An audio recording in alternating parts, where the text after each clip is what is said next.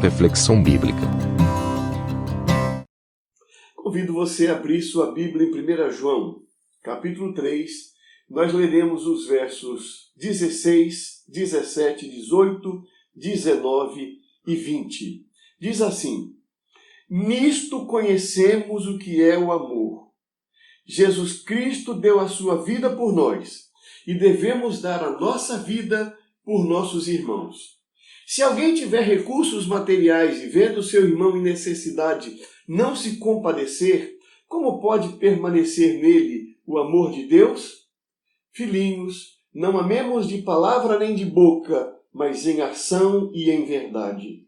Assim saberemos que somos da verdade e tranquilizaremos o nosso coração diante dele quando o nosso coração nos condenar, porque Deus é maior do que o nosso coração e sabe todas as coisas. Aqui estamos diante de mais um texto de João. João que tem procurado nos dar critérios para que nós percebamos se nós realmente somos filhos de Deus. Se nós nos identificamos com Cristo ou com o anticristo. Se nós pertencemos à verdade ou à mentira. E ele vai citando diversos critérios ao longo da sua carta, que são muito interessantes, e agora ele já entrou na questão dos critérios do amor. E aqui nós vemos os compromissos do amor nesse texto. Nós vemos alguns compromissos do amor. O primeiro compromisso que eu destaco é que o amor nos compromete com a doação. Verso 16. Nisto conhecemos o que é o amor. Jesus Cristo deu a sua vida por nós e devemos dar a nossa vida por nossos irmãos.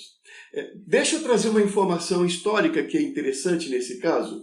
Foi Stephen Langdon, no século XIII, que dividiu a Bíblia em versículos. Por mais de 1000 anos, a Bíblia foi lida sem que houvesse a divisão em capítulos.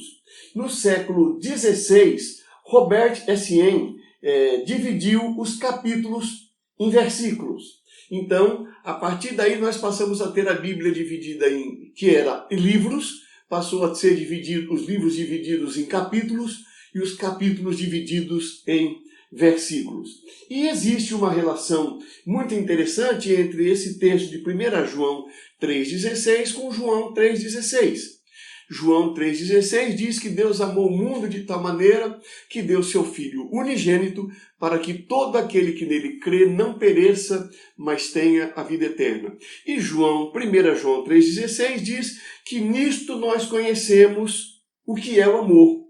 Jesus Cristo deu a sua vida por nós e devemos dar a nossa vida por nossos irmãos. O que há em comum entre João 3,16 e 1 João 3,16? Há a palavra amor. E o que é que ela nos ensina nesses textos? Nos ensina que, por causa do amor, Deus deu Jesus por nós. E 1 João 3,16 diz que nós conhecemos o que é o amor no fato de Cristo ter dado a vida por nós e nós darmos a vida por nossos irmãos. Então, a primeira questão aí do amor é que o amor nos compromete com a doação. Por amor, Deus deu seu Filho. Por amor, nós devemos doar a nossa vida por nossos irmãos. Isso é uma mudança de vida. É um critério de identificação de que a nossa vida é uma vida diferente e nós somos filhos de Deus, que nós somos regidos pelo amor. O que se manifesta em nossa vida é o altruísmo, não o egoísmo. Nós também pensamos no bem do outro. É claro que nós pensamos em nós, mas o texto está dizendo que nós devemos incluir o outro na nossa vida. É verdade que o texto de amar ao próximo é um mandamento. Aqui ele não está falando de um mandamento. Aqui ele está falando de uma natureza. Percebe a diferença? Uma coisa é você ser obrigado por lei a amar. Outra coisa é brotar espontaneamente do seu coração o amor. Quando o ser humano era regido pelo legalismo, a lei impunha o dever de amar. mas na sua experiência com Cristo, o amor passa a fazer parte da sua natureza e ele não precisa de uma lei impondo: amarás ao teu próximo como a ti mesmo. É verdade que há uma necessidade ou há uma compreensão a respeito da existência de uma lei, e que quem trabalha muito bem esse texto é o filósofo dinamarquês Kierkegaard, que ele diz que a nossa tendência é amar a nós mesmos. Não é a nossa tendência natural amar o próximo. Por isso, ou daí, a necessidade de uma lei que determine: amarás ao teu próximo como a ti mesmo. Como nós não estamos debaixo da lei, em Cristo nós estamos debaixo da graça, o amor não é uma imposição legal. O amor é uma expressão da nossa nova natureza. E então João escreve desse jeito: nisto conhecemos o que é o amor. Jesus Cristo deu a sua vida por nós e devemos dar a nossa vida por nossos irmãos. É alguma coisa que faz parte da identificação. Jesus deu. Se eu me identifico com Jesus, eu também dou a minha vida por nossos irmãos. Então, primeiro, o amor nos compromete com a doação. Segundo, o amor nos compromete com a compaixão. Preste atenção que esse texto é bem interessante. Se alguém tiver recursos materiais e vendo seu irmão em necessidade, não se compadecer dele, como pode permanecer nele o amor de Deus? Filhinhos, não amemos de palavra nem de boca, mas em ação e em verdade. O que eu acho interessante nesse texto é que ele diz que se uma pessoa tiver bens materiais ou recursos materiais, eu gosto mais da expressão recursos materiais porque ela amplia mais essa questão. Há uma outra tradução que diz ainda melhor: aquele que tiver recursos deste mundo, né? A ideia de recursos que podem ser de matéria, recursos que podem ser emocionais, recursos que podem ser intelectuais, recursos técnicos, recursos em geral. Se você tem recursos, vendo o seu irmão em necessidade, não se compadecer dele, como pode permanecer nele o amor de Deus? Então, a ideia interessante é que ele não diz assim: se você tiver recursos e vir alguém passando necessidade, você deve dividir os seus recursos. Ele não coloca nesses termos. Ele coloca: se você vir o seu irmão passando necessidade, você deve se compadecer. A compaixão é a evidência de que o amor está na pessoa. Se nós virmos e não nos compadecermos, como pode o amor de Deus permanecer em nós? Ou seja, como é que eu vou dizer que o amor de Deus está em minha vida se eu vejo uma pessoa em necessidade e eu não sinto compaixão? Veja, não é sentir pena. Sentimento de pena significa que você está num patamar elevado, a pessoa necessitada está num patamar inferior, você identifica essa realidade e se sente por cima. A compaixão não. A compaixão faz com que nós olhemos a pessoa em necessidade, nós nos identifiquemos com a dor dela e nós usemos a nossa cabeça e nós permitimos que o nosso coração se mova em favor de algo que possa mudar a realidade daquela pessoa. É por isso que nós temos visto falar muito da falta de compaixão em determinados políticos nesse momento de pandemia. Porque nós não temos uma solução para a Covid-19, ainda não temos uma solução. Mas quando nós vemos uma pessoa passando necessidade, enferma, a primeira coisa que vai acontecer se nós temos o amor de Deus em nós é compaixão. E a compaixão nos move a fazer tudo o que for possível. Nós não temos ainda a vacina, nós não temos ainda o remédio, mas a compaixão é grande e por isso nós vamos articular todos os meios políticos, todos os meios técnicos, todos os meios financeiros, todos os meios estruturais, tudo o que nós imaginarmos, nós vamos procurar movimentar para atender a necessidade da pessoa que está enferma. Isto é compaixão. E compaixão é uma manifestação da presença do amor de Deus em nosso coração. Terceiro elemento, o amor nos compromete com a verdade. Nós já temos visto isso anteriormente nos textos de João. E ele repete aqui. Assim saberemos que somos da verdade e tranquilizaremos o nosso coração diante dele, quando o nosso coração nos condenar. Assim como quando nós sentimos compaixão por aquele que está numa situação difícil.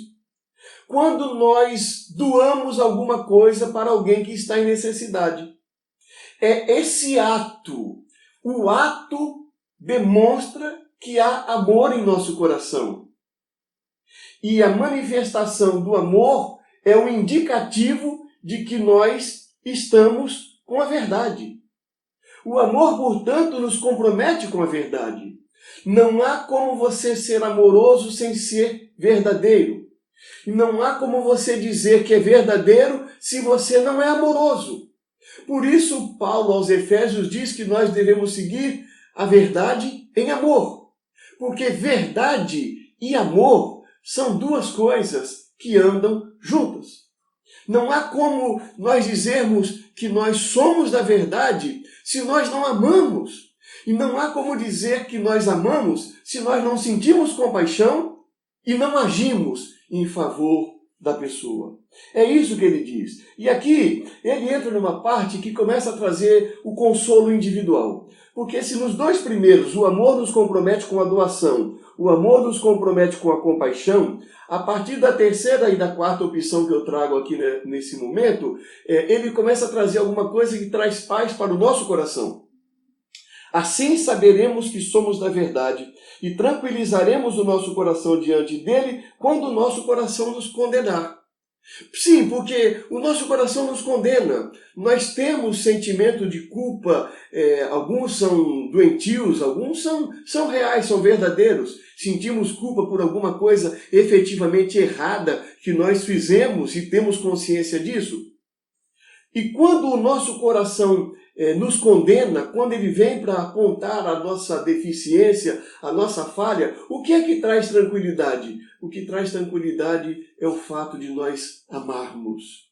Nós cometemos erros, mas quando nós amamos, Pedro disse que o amor encobre uma multidão de pecados. A presença do amor em nosso coração é que faz com que nós tenhamos tranquilidade diante de Deus. O amor nos compromete com a verdade. E nós sabemos que somos da verdade porque nós experimentamos compaixão, porque nós doamos, nós somos solidários, nós compartilhamos, segundo a narrativa desse texto. E por último, o amor nos compromete com a humildade. Porque Deus é maior do que o nosso coração e sabe todas as coisas. Duas palavras esse texto. Primeiro, Deus é maior. E de fato Deus é maior. Às vezes eu rio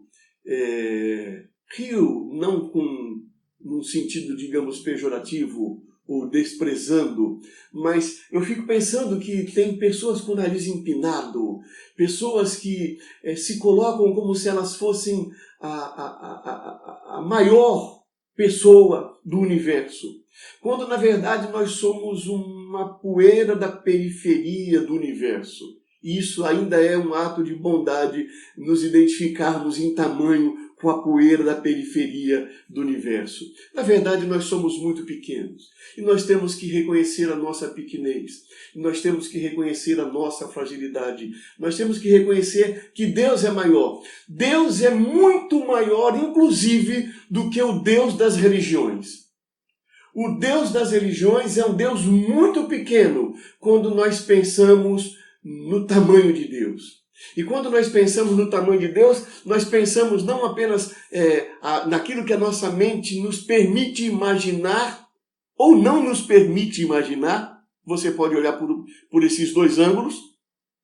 Aquilo que a tecnologia já nos fala a respeito do tamanho do universo e do nosso tamanho em relação ao tamanho do universo.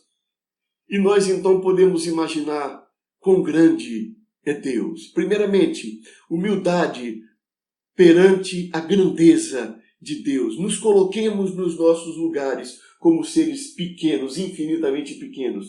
E segundo, Ele sabe todas as coisas. Nós sabemos pouco.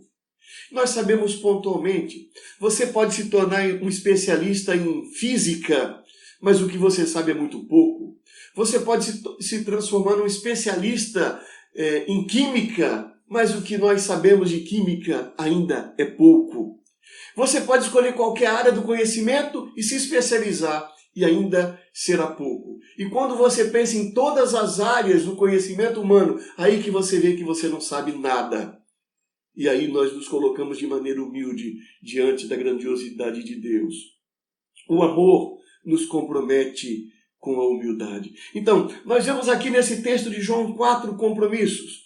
O amor nos compromete com a doação. O amor nos compromete com a compaixão. O amor nos compromete com a verdade. O amor nos compromete com a humildade. Que nós nos identifiquemos com a pessoa de Jesus Cristo. Que nós abramos o nosso coração para a ação do Espírito Santo de Deus, o Espírito de Jesus, são palavras diferentes para o mesmo fenômeno descrito na Bíblia. Que a palavra de Deus nos diz que é esse Espírito que produz em nosso coração o amor que nos identifica como filhos de Deus, o amor que nos identifica com o Cristo e não com o anticristo, o amor que nos identifica com a verdade e não com a mentira.